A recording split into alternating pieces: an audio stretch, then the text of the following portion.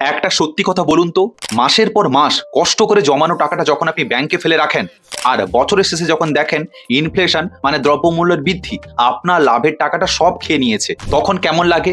মনে হয় যেন একটা ফুটো বালতিতে আপনি জল ভরছেন।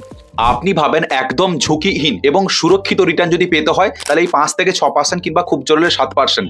কিন্তু আপনার পারপার্শ্বিক যারা চালাক ব্যক্তি তারা কিন্তু তাদের ছোট টাকা থেকেই বড় টাকা বানাচ্ছে এবং ওনার নিজেদের স্বপ্ন পূরণ করছে। কেউ বাড়ি কিনছে, কেউ গাড়ি কিনছে, আপনার বন্ধু বান্ধবরা। কিন্তু আপনি ওই একই জায়গায় আটকে আছেন। যদি আমি আপনাকে বলি এমন ভালো কিছু রাস্তা আছে যেখানে আপনার কষ্ট করে জমানো টাকা সুরক্ষিত থাকার পাশাপাশি দারুণ রিটার্ন দিতে পারে। কোনো মিউচুয়াল ফান্ড নয়, কোনো শেয়ার মার্কেট নয়, কোনো পোস্ট অফিস নয়। আজ সেই রাস্তা দেখাচ্ছে আমাদের ভারত সরকার। লিস্টে প্রথম তারকা হলো RBI floating rate saving bond. দেখুন, যখন স্বয়ং রিজার্ভ ব্যাংক অফ ইন্ডিয়া আপনার টাকার গ্যারেন্টি নিচ্ছে তখন সুরক্ষার চিন্তা মাথা থেকে একদমই ঝেড়ে ফেলতে পারেন। কিন্তু এর আসল ম্যাজিকটা হলো এর ফ্লোটিং ইন্টারেস্ট রেট। এর মানে কি?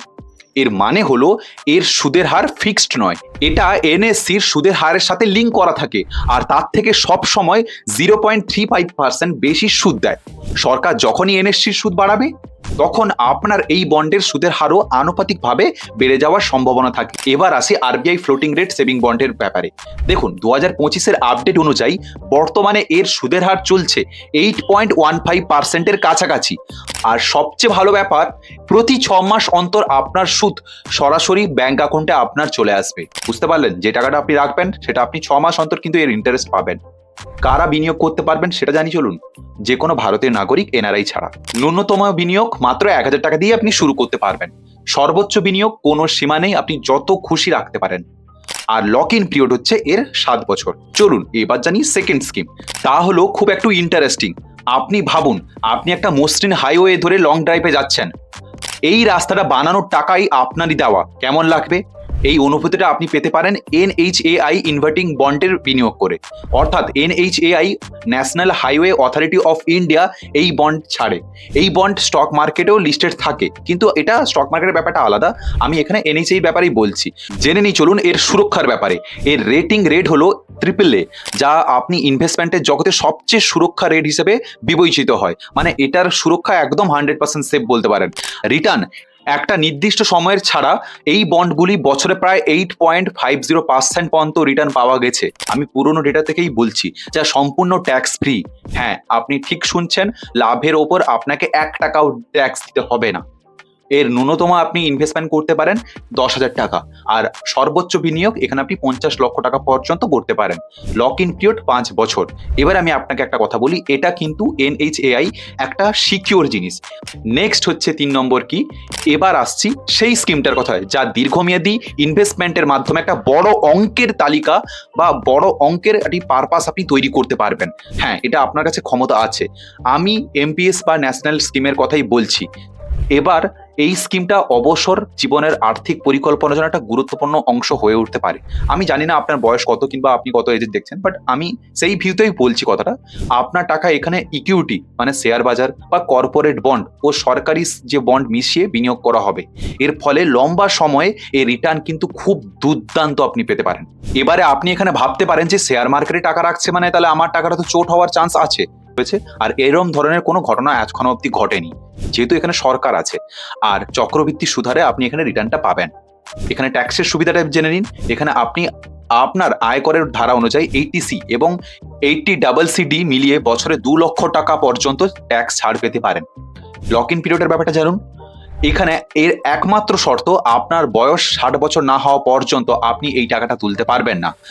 60 বছর বয়সে আপনি মোট জমার 60% টাকা একেবারে তুলে নিতে পারেন, যা সম্পূর্ণ একদমই ট্যাক্স ফ্রি। আর বাকি 40% দিয়ে আপনাকে একটা অ্যানুইটি বা আপনাকে পেনশন প্ল্যান কিনতে হবে, যার থেকে আপনি সারা জীবন পেনশন পাবেন। এরপরে আসছি 4 নম্বর, যেটা হচ্ছে বাঙালি এবং প্রত্যেক মানুষের পছন্দের জিনিস। তা হলো কি? সোনা। একটা হচ্ছে আমাদের একটা সম্পর্ক কি আছে, সোনা মানে একটা ভালো জিনিস, কিন্তু সোনা কেনা মানেই তো হাজার হাজার টাকার ঝামেলা, তাই না? মেকিং চার্জ বলুন, চুরির ভয় বলুন, লকারে রাখার খরচা, এছাড়াও দাম অলওয়েজ ফ্যাকচুয়েশন হতেই আছে। এই সব ঝামেলার ওয়ান স্টপ সলিউশন আছে। তা হলো কি? Sovereign gold bond. এটা আরবিআই দ্বারা জারি করা একটা ডিজিটাল সোনা।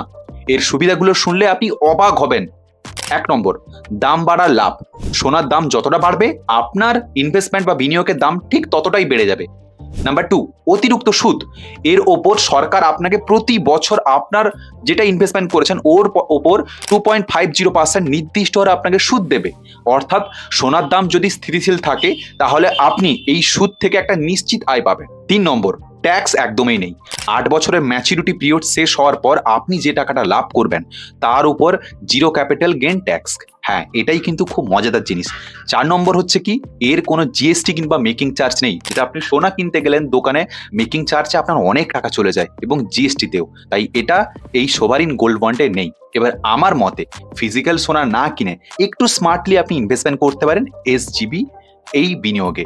এই সুরক্ষা কিন্তু একদমই আপনার হাতে এবং সুদ, ট্যাক্স ফ্রি রিটার্ন তিনটেই আপনি একসঙ্গেই পেয়ে যাচ্ছেন। তো আপনি কি করবেন? এরপরে সোনা বানাবেন নাকি এসজিবি তেও ইনভেস্টমেন্ট করবেন? সিদ্ধান্ত কিন্তু আপনার। আপনি ডাইভার্সিফিকেশনও করতে পারেন, অল্প সোনাও কিনতে পারেন আর এসজিবি তেও রাখতে পারেন, বা ফায়দা আপনি দুটোতেই পাবেন। আমাদের লিস্টের শেষ স্কিমটা আমাদের বাড়ির সেই মানুষগুলোদের জন্য যাদের আশীর্বাদে এবং দোয়াতে আমরা আজ এখানে। হ্যাঁ, আমি সিনিয়র সিটিজেনের কথাই বলছি। তাদের রিটায়ারমেন্টের জীবনটাকে আরো সুরক্ষিত ও চিন্তামুক্ত করার জন্য সরকার নিয়ে এসছে সিনিয়র সিটিজেন স্কিম। এটা অনেক দিন থেকেই আছে, কিন্তু 25-এর আপডেট অনেকগুলো হয়েছে। তা হলো কি, সুদের হার। বর্তমানে এর সুদের হার হলো 8.2%, যা যে কোনো ব্যাংকের এফডি থেকে অনেক বেশি এবং এটা কিন্তু সুরক্ষিত, কোনো ফিক্সড আপনি পাবেন। আর নিয়মিত আয়, প্রতি 3 মাস অন্তর সুদ আপনার সরাসরি সেভিংস ব্যাংক অ্যাকাউন্টে চলে আসে, যা তাদের নিয়মিত খরচের জন্য খুব সুবিধাজনক। ইনভেস্টমেন্টের পরিমাণ, সরকার রিসেন্টলি এর সর্বোচ্চ সীমা বাড়িয়েছেন, কারণ অনেকজন মানুষ রিটায়ারমেন্টের সময় একটা বড় অ্যামাউন্ট পান, তো ওই জন্য এটাকে করেছেন 30 লক্ষ টাকা মতো। এর ম্যাচুরিটি পিরিয়ড 5 বছর, যা আরও 3 বছরের জন্য বাড়ানো যায়। এবার আমার মতে আপনার বাবা মা, বাড়ির অন্য কোনো সিনিয়র সিটিজেনের জন্য এটা একটা অত্যন্ত ভালো স্কিম।